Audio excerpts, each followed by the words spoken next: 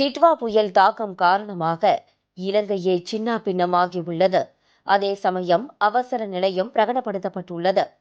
இப்படி பதற்றமான சூழலுக்கு மத்தியில் இந்தியா இலங்கைக்கு கரம் கொடுத்துள்ளது.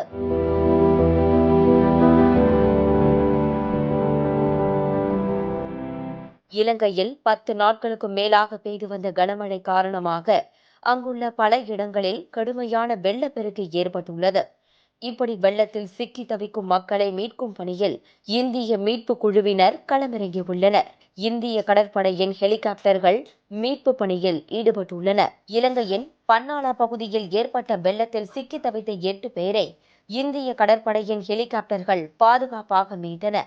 அதேபோல அங்குள்ள பல வீடுகளுக்கு செல்லக்கூடிய பாதைகள் அனைத்தும் துண்டிக்கப்பட்டதால் வெள்ளத்தில் சிக்கியவர்களை மீட்கும் நடவடிக்கையில் இந்த ஹெலிகாப்டர்கள் ஈடுபட்டன.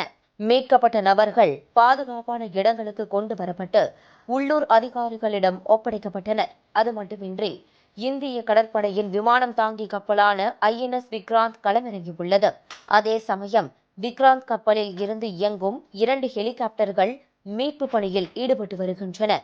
இந்திய கப்பற்படையுடன் இலங்கை விமானப்படை, கடற்படை, ராணுவம், காவல்துறை மற்றும் மீட்பு படையினர் இணைந்து பணியாற்றி வருகின்றனர். வெள்ளத்தால் பாதிக்கப்பட்ட மக்களை வெளியேற்றுதல், அவர்களுக்கு தேவையான அத்தியாவசிய பொருட்களை வழங்குவது, அவசரகால உதவிகளை வழங்குதல் உள்ளிட்ட பல்வேறு இந்த குழுவினர் தீவிரமாக மேற்கொண்டு வருகின்றனர் என்பது குறிப்பிடத்தக்கது.